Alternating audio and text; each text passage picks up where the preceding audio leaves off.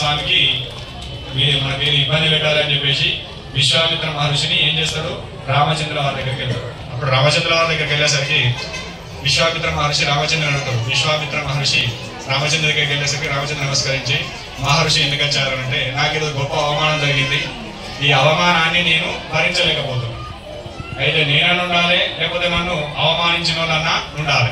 ఎవరన్నా ఒక్కరుంటారు మాత్రమే దీనికి పరిష్కారం ఉంటుంది, లేకపోతే మాత్రం పరిష్కారం ఉండదని చెప్పేసి ఆయన అక్కడ వ్యక్తం చేసింది. లేదు మహర్షి, మీకు అవమానం జరిగిన వాళ్ళు ఎంతటి వాళ్ళైనా సరే మీరు ఎలాంటి శిక్ష ఏమన్నా ఇలాంటి శిక్ష వేస్తా అని ఎవరు చేస్తారు, రామచంద్రుడు విశ్వామిత్ర మహర్షికి మాటిస్తాడు. ముందు మాట ఏమని చెప్తాడు, నేను ఎవరి గురించి అయితే చెప్తానో వాళ్ళని తప్పనిసరిగా నువ్వు సంహరించాలి. ఏం చేయాలి, సంహరించాలి, మొత్తం భూమి మీద లేకుండా చేసేసేయాలి. ఎవరికి చెప్తాడు, రామునికి విశ్వామిత్ర మహర్షి చెప్పి మాట తీసుకుంటాడు. అప్పుడు ఆంజనేయుడు అని రామచంద్రుడికి తెలియదు తెలుస్తాడు. సరే అని చెప్పేసి, సరే స్వామి మీకు మాటిస్తున్నా, వాళ్ళు ఎంత పెద్ద వాళ్ళైనా సరే, రావణాసురుడు ఎంత పెద్ద రాక్షసుని తీసేసినాం, ఈ ఇక్కడ ఉన్న వాళ్ళు సామాన్యులు కదా, తప్పనిసరి తీసేద్దామని చెప్పేసి రామచంద్ర వారు విశ్వామిత్ర మహర్షికి ఏం చేస్తాడు, సరే మీరు చెప్పినట్టుగా తప్పనిసరి నువ్వు సంహరిస్తా, మీరు ఏదంతా చేస్తా స్వామి అని చెప్పి విశ్వామిత్ర మహర్షికి మాటిస్తుంది. ఎవరు, రామచంద్రుడు మాటిచ్చేస్తాడు. అప్పుడు చెప్తాడు ఏమని, నేను సభలో ఆసీనులై ఉన్నప్పుడు నాతో ఉన్నటువంటి మహాత్ములందరికీ కూడా నమస్కారం చేసి నాకొక్కరు నమస్కారం చేయకుండా వెళ్ళిపోయారు, వారిని తప్పనిసరిగా నువ్వు సంహరించాలి. ఆ వ్యక్తే ఆంజనేయ స్వామి అని చెప్తే రామచంద్రుడు ఒక 2 నిమిషాలు మనసులో పడకుండా అయిపోతాడు. ఇప్పుడు మన కొడుకుని మనం చంపాలని చెప్పినా, లేకపోతే వేరే చేయాలని చెప్పినా మనం 2 నిమిషాలు ఆలోచిస్తాం. ఎంత మంచి రాజస్థానం ఉన్నా, ఎక్కడ ఉన్నా, ఎంత మంచి సాంప్రదాయం ఉన్నా, అప్పుడు ఏమైపోయింది, రామచంద్రుడికి ధర్మ సంకటం ఏర్పడ్డది. ఏంటిది అది, ధర్మ సంకటం. అటు చూస్తామా, కొడుకు లాంటి వాడు, ఎంతో సహాయం చేసినటువంటి వాడు, నిత్యం రోమరోమలో రామనామాన్ని తప్పించినటువంటి ఉద్దండుడు. ఇటు చూద్దామా, విద్య నేర్పినటువంటి గురువు, సకలాన్ని మనకి ఇచ్చినటువంటి మహాత్ముడు. ఈ పరస్పరమైన యుద్ధాల మధ్య ఇచ్చేసి ఏం చేయాలి, దీన్ని మరుసటి రోజు సూర్యోదయం లోపలనే ఏం చేయాలి, ఆంజనేయ స్వామిని సంహరించాలి. ఎవరు సంహరించాలి, రామచంద్ర ప్రభువు ఆంజనేయ స్వామిని సంహరించాలి. ఎవరిచ్చిన మాట, రామచంద్ర స్వామి విశ్వామిత్రుని ఆజ్ఞానుసారం అది ఉన్నటువంటి షరతు వాళ్ళకి. ఆ ఇద్దరి మధ్య యుద్ధం స్టార్ట్ అయింది. అప్పుడు ఆంజనేయ స్వామికి ఏమైపోయింది, ఇది చూస్తూ ఉంటే నా ప్రాణం దగ్గరికి వచ్చిందని చెప్పేసి ఎవరు చేసిన పని, అది నారదుడు చేసిన పని. ఈ సమస్య నారదు నుంచే మొదలైంది కాబట్టి దీనికి పరిష్కారం కూడా ఎక్కడ మొదలు కావాలి, నారదు దగ్గరనే మొదలు కావాలి అని చెప్పేసి ఆంజనేయ స్వామి కొద్దిగా బాధపడి, ఎందుకంటే ఎవరు ఏం చేసినా ఏం కాదు, సాక్షాత్తు నేను కొలిచే దైవమే నన్ను ఇచ్చేసేటటువంటి స్థితిలో నాకు వచ్చింది, నేను నిత్యం చేసేటువంటి స్మరించేటటువంటి మహాత్ముడే నాకు ఇబ్బంది పెట్టే స్థితిలోకి వచ్చింది కాబట్టి నారద మహర్షి ఏదైనా ఉండికెళ్ళిన మార్గం చూపెట్టు, నేను తెలిసి చేయలేక నువ్వు చెప్పినట్టు చేస్తే చివరికి అది నాకు ప్రాణాంతకమైంది, ప్రాణాలు సంకటాలు ఉన్నాయి కాబట్టి తప్పనిసరిగా నాకు మార్గాన్ని చూపెట్టండి స్వామి అని చెప్పి నారద మహర్షి అని వేడుకుంటాడు. అప్పుడు నారద మహర్షి ఏమంటాడు, ఆంజనేయ నువ్వు భయపడకు. ఇంకేమంటున్నాడు, ఆల్రెడీ భయం స్టార్ట్ అయింది, ప్రాణాల మీదకి వచ్చింది, అయినా కూడా నువ్వేం భయపడకు, నేనున్నా, నువ్వు భయపడవలసిన అవసరం లేదు, భయపడవలసిన అవసరం లేదు. రాముల వారు బయట కాదు, బాణాలు పట్టుకుని వస్తుంటారు, నన్ను ఎప్పుడేం చేస్తాడో తెలియదు అని చెప్పేసి ఆయన విశ్వామిత్ర మన ఆంజనేయ స్వామి కొద్దిగా భయానికి లోనవుతాడు. అప్పుడు ఏం చేస్తాడు, ఆంజనేయ స్వామిని నారద మహర్షి దగ్గరికి పిలుచుకొని ఒక మంత్రాన్ని చెప్తాడు. ఏం చెప్తాడు, ఒక మంత్రాన్ని చెప్తాడు. ఆ మంత్రాన్ని చెవిలో చెప్తే ఆ మంత్రాన్ని ఆంజనేయ స్వామి మరణ చేస్తూ ఉంటాడు, జపం చేస్తూ ఉంటాడు. ఆ నామాన్ని చేసి పక్కకే ఒక నది ఉంటుంది, అయోధ్య పక్కకు నది ఉంటుందా, ఏం నది, ఏం నది, గోదావరి నదా, సరయూ నది ఉంటుంది. ఆ సరయూ నది దగ్గరికి వెళ్ళి అక్కడ పక్కకు కట్టపైన కూర్చోండి, ఎందుకంటే రాములవారు ఎప్పుడు వస్తుందో తెలియదు, ఏం చేస్తాడో తెలియదు. సరయూ నది దగ్గర వెళ్ళి కూర్చొని ఆయన చెప్పినటువంటి నామాన్ని జపం చేస్తూ ఉంటాడు. అప్పుడు రాముల వారు ఏం చేస్తారంటే ఆంజనేయ స్వామి ఎక్కడ ఉన్నాడో దొరకబట్టుకొని మొత్తం రాజ్యం అంతా కూడా దండ రేపించి అక్కడ ఉండడం తెలియగానే ఉన్న బలగాన్ని, బాణాలను, మహర్షిని, నారదుని, అక్కడ ఉన్నటువంటి ఆ మహాత్ముడు అందరినీ కూడా వెంట తీసుకొని పోయి ఆ ఆంజనేయ స్వామి జాడ గుర్తిందని అడిగిపోయి ఆంజనేయ స్వామి మీద బాణాలు వర్షం కురుస్తూ ఉంటుంది. ఎన్ని బాణాలు వేసినా ఆయనకి ఏం కాదు. అలా రాముని దగ్గర ఉన్నటువంటి బ్రహ్మాస్త్రాలు, మిగతా ఉన్నటువంటి అస్త్రాలన్నీ కూడా రామచంద్రుడు ఆంజనేయ స్వామికి ఏం చేస్తాడు, ప్రయోగం చేస్తూ ఉంటాడు. ఆయన ఏం చేసినా ఏం లేదు, ఇట్లా పట్టుకుంటూ నారద చెప్పినటువంటి నామాన్ని జపం చేసుకుంటూ కూర్చోవాలి. ఏ బాణమైనా రావాలి కింద పడాలి, ఏమైనా రావాలి కింద పడాలి. రాముని దగ్గర నుండి బలం అంతా కూడా ఆయన పైన ప్రయోగాలు చేసినాయి, అందరూ కూడా విజేసింది. చివరికి రామచంద్రుడు రామబాణాన్ని తీసుకొని ప్రయోగం చేయబోతే అప్పుడు మళ్ళీ నారద మహర్షి వచ్చి విశ్వామిత్ర మహర్షి దగ్గరికి వస్తాడు. ఆ యుద్ధం చేయమని చెప్పింది ఎవరు, విశ్వామిత్ర మహర్షి. అది ఆపే సందర్భం ఎవరి దగ్గర ఉంటుంది? కేవలం విశ్వామిత్ర మహర్షి దగ్గరనే అది ఉంటుందని చెప్పేసి విశ్వామిత్ర దగ్గరికి వచ్చి, స్వామి ఇది లోకానికి నేను తెలియడం కోసం ఈ కార్యక్రమం నేను చేయించిన. ఎందుకంటే నామం యొక్క గొప్పతనం తెలియడం కోసమే ఈ ప్రయత్నాన్ని నేనే ఆంజనేయ స్వామి ద్వారా చెప్పించాను. ఆంజనేయ స్వామి పొరపాటు ఇందులో ఏం లేదు, ఏదైనా ఉంటే నా పొరపాటు ఉంటుంది. ఇలా జరగడం వలన లోకానికి కంటకం జరుగుతుంది కాబట్టి మీరు దీన్ని విత్డ్రా చేసుకొని రామచంద్రుని శాంతింపజేయవలసిందిగా, ఆంజనేయ స్వామిని రక్షించవలసిందిగా ఎవరు వెళ్తారు? విశ్వామిత్ర మహర్షిని నారద మహర్షి చెప్పుకుంటారు.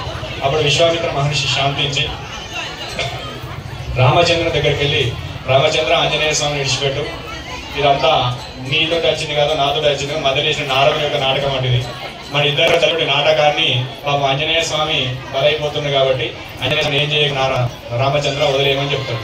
అప్పుడు ఆంజనేయ స్వామి విశ్వామిత్ర మహర్షి దగ్గరికి వచ్చి విశ్వామిత్ర మహర్షి పాదాలకు సాష్టాంగ నమస్కారం చేసి ఆయన యొక్క స్థితిని వేడుకొని అప్పుడు విశ్వామిత్ర మహర్షి ఆనందం చెందుతాడు.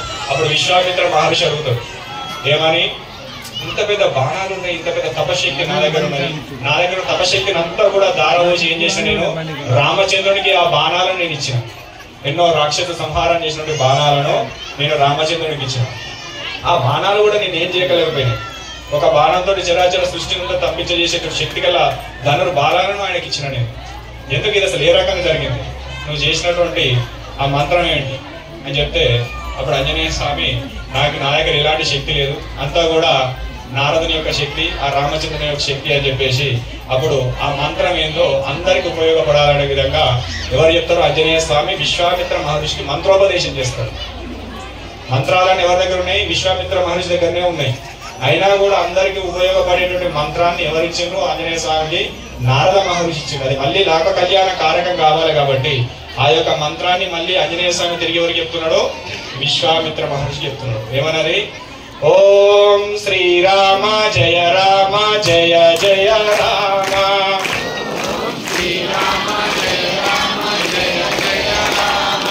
ఓం శ్రీరామ జయ రామ జయ జయ రామ,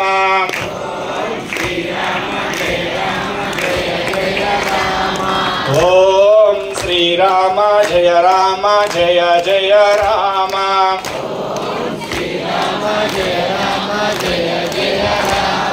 శ్రీరామ జయ రామ జయ జయ రామ. అందరూ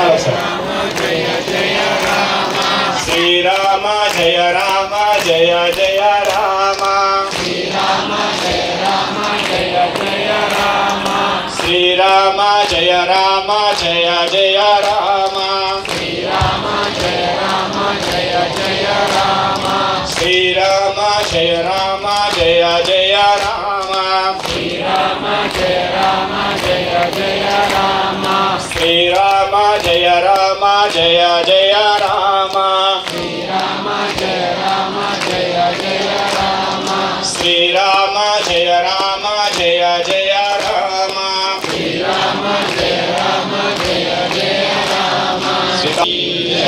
పవనసుత హనుమానికి జై. దీన్ని ఏ మంత్రము అంటారంటే జయకర మంత్రము అంటారట. ఏ మంత్రం అది? సర్వకాల సర్వ అవస్థల యందు ఎవరైనా ఏ పని చేయాలనుకున్నా, ఏ పని మొదలు పెట్టినా, నువ్వు ఏ కార్యంలో ముందుకెళ్లాలన్నా, ఏం చేయాలన్నా కూడా నీకు ఎలాంటి శత్రు ప్రయోగాలు నీ ఎక్కడున్నాయన్నా కూడా శ్రీరామ జయ రామ జయ జయ రామ అని ఒక్కసారి ఆ నామాన్ని తలుసుకుని నువ్వు కార్యక్రమం మొదలు పెడితే నీ అరికాలకు ముళ్ళంటకుండా నీ కార్యాన్ని సిద్ధింపజేసే శక్తి ఆ నామంలో ఉందని ఆంజనేయ స్వామి చెప్పారు.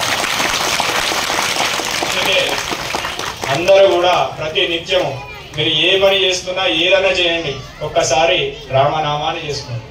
రామనామానికి మించిన శక్తి లేదు, రామనామానికి మించినటువంటి వేరే స్థితి అనేది ఉండదు. అంటే దైవనామం ఏది చేసినా శక్తి ఇస్తుంది, కానీ మనం త్రికరణ శుద్ధిగా చేయాలి. ఆంజనేయ స్వామి ఏం చేసిండు? ఏం చేసినా తనే దిక్కు, తన నామమే దిక్కు. ఇప్పుడు ఏమర్థమైంది? భగవంతుడు గొప్పవాడా, భగవంతుడి నామం గొప్పదా? మీకు అర్థం కావాలి. ఏది గొప్పది? భగవంతుని యొక్క నామం గొప్పది అని అక్కడ ఉన్నటువంటి చరాచర ఋషి మండలానికి అంతా కూడా నారద మహర్షి ప్రత్యక్షంగా చూపెట్టిండు. నారద మహర్షి యొక్క శక్తి అది దైవంలో చూపెట్టిండు. ఏ రకంగా? ఇప్పుడు భగవంతుడు ఏం చేసిండు? ఆంజనేయ స్వామి రామనామాన్ని జపం చేసిండు. సాక్షాత్తు రాముడే కూడా ఆ నామం చేసిన వ్యక్తిని హాని చేద్దామన్నా కూడా హాని జరగని శక్తి ఎక్కడ ఉన్నది? నామానికి మాత్రమే ఉన్నది. ఆ నామాన్ని గట్టిగా పట్టుకున్న వానికి ఎక్కడ కూడా అరికాలకు ముళ్ళుండవు. కాబట్టి మనం ఏమి చేసినా ఏది చేసినా కూడా దైవ దర్శనానికి వెళ్ళినప్పుడు ముఖ్యంగా ఉండవలసింది ఏంటంటే మన దగ్గర శ్రద్ధకు మించి కూడా భగవంతుని యొక్క నామాన్ని చేయాలని మనం చెప్పడం కదా, పెద్దలు చెప్పారు. ఇప్పుడు మహర్షులు అందరూ కూడా నిర్ధారణ చేసిండు. ఏది దైవానికంటే కూడా దైవనామం గొప్పది అని తెలియడం కోసం అప్పుడే రామాంజనేయ యుద్ధం మొదలైంది. దాన్ని ఏ యుద్ధం అంటారు? రామాంజనేయ యుద్ధం అంటారు. ఇది మనకు సినిమాలలో దాంట్లో చూపెడతారు కానీ ఇంత షార్ట్గా ఉంటుంది, చాలా పెద్దగా ఉంటుంది. దాన్ని మీకు అర్థం కావడం కోసం చిన్న చెప్పడం జరుగుతుంది. కాబట్టి రామాంజనేయ యుద్ధం ఎవరు గెలిచిండ్రు? ఆంజనేయ స్వామి గెలిచిండు. ఏ రకంగా గెలిచిండు? రామనామం వెంబడున్నది. ఏ వానం పట్టలు, ఏ గల పట్టలు ఏం చేయాలి? కేవలం